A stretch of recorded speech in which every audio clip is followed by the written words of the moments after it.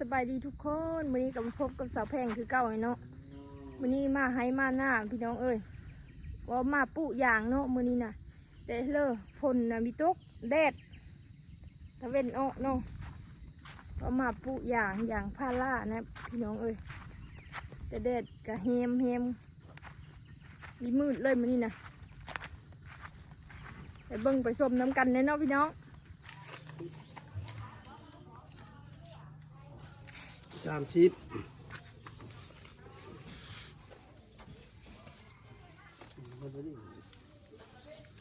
โหเดี๋ยวปูแม่ไม่ปูเดี๋ยวเลี้ยงอยู่นะกะไหนที่คอยว่าให้ปูคอยมันตายฝนตกบ้านเนี่ย 34หน้าก็พอดำนะฮะ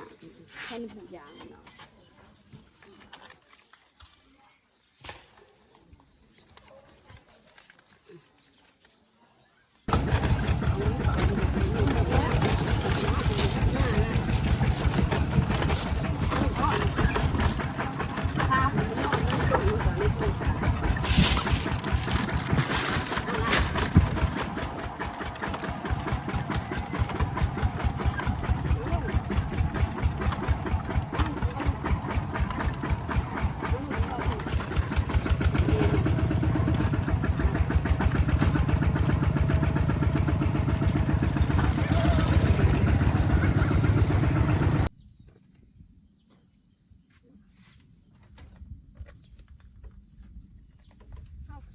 บี้ยางมาใส่มะโลนี่เนาะทุกคนนี่เสื้อมะโลไป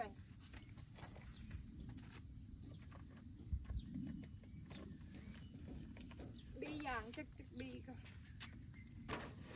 ได้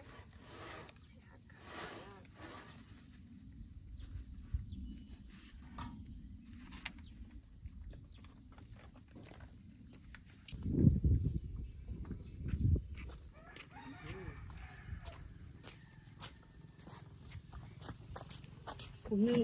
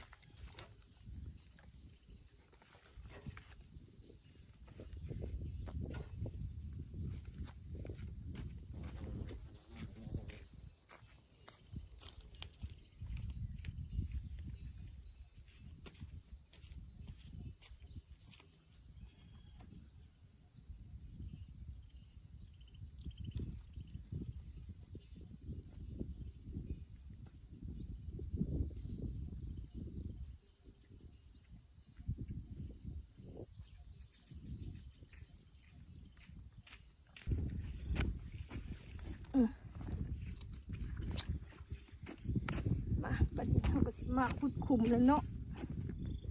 ขุดปลูกเลยบัดนี้กัน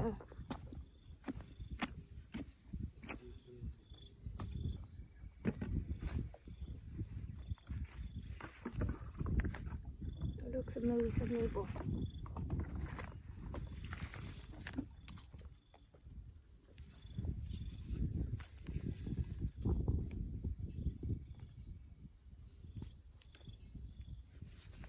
ก็มีข ยปลูกยางแล้วทุกคนนี่เราก็สิเฮ็ดปลูกตัดก้นมันออกก่อนวะ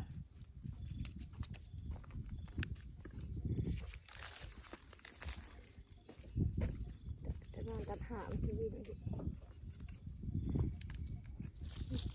หามัน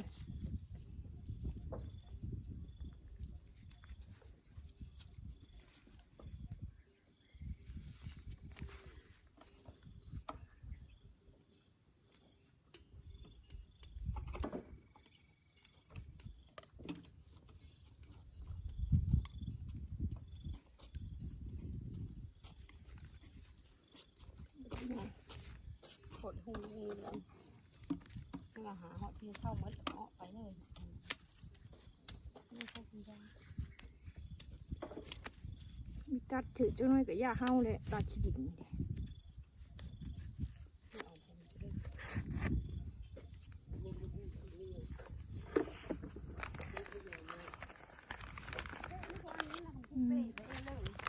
จุดเอาดิวก็มี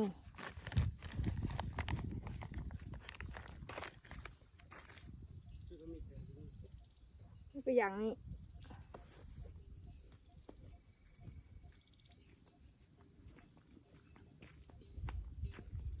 ไรวัน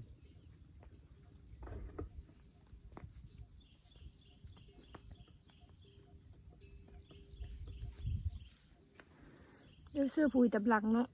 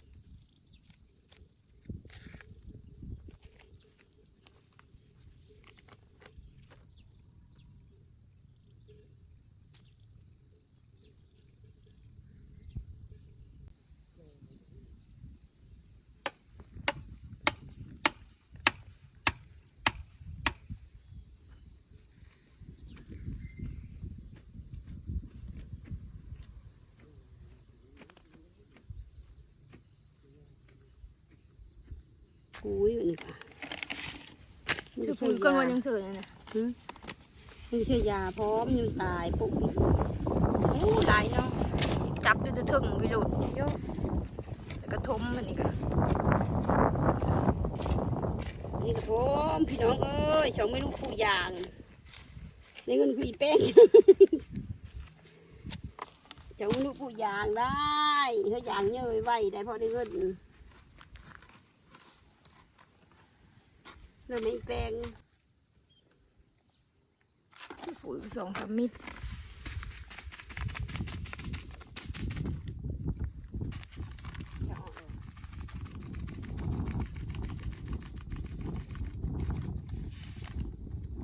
ปั่นไว้ช่วยชมมิตรกับพ่อแล้ว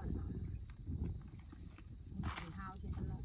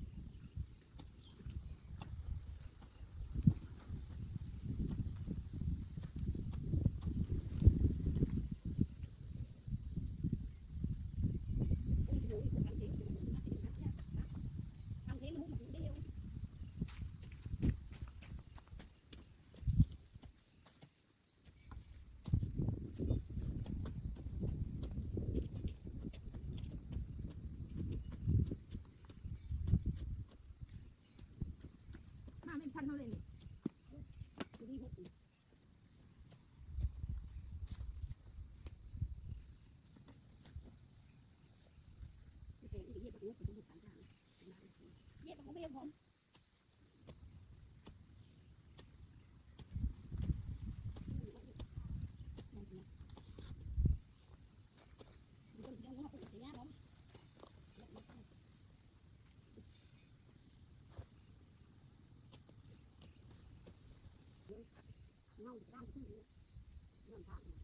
ด้านแต่ก็ไม่บอกเลยเจ้าคำพูดดีๆดูเป็นประเด็นไม่ใช่เรื่องนี้ได้กับผ้าที่นี่จะพูดนะมันแบบเอาไปคิดมัน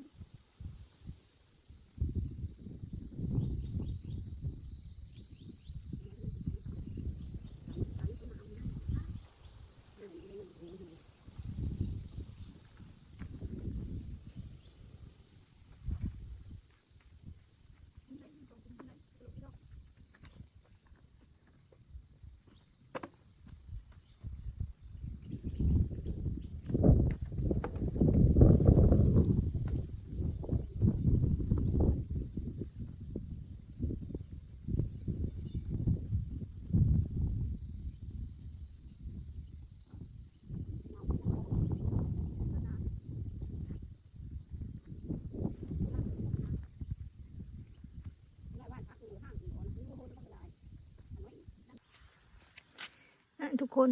เมียางเขาก็ปลูกเลเลยเนาะฝนกับบิตกห้ำซ้ำนี่ปลูกเข้าไห้ก็งามเลยเข้าไห้ก็งามเมียางก็หากระปูนี่มาสาลอกสาลี่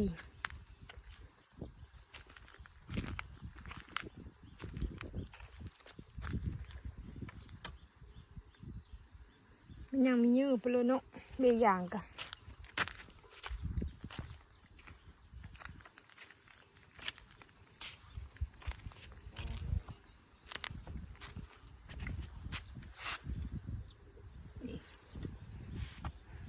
มือนี้นะปลูกแล้วจักปลูกจักเบมือนี้นะพี่น้องเอ้ยคอยก็ไปได้นับเบิ่งแต่ยังแถวพุ่นยังปลูกไปแล้วสั่งเบยางซื้อเบยางอัน500เนาะ500เบ500 ต้นหากลับมาปลูกแต่ยังไม่ทันได้ปลูกหมดพี่น้องเอ้ยนี่มือนี้นะปลูกแล้วมือนี้นะ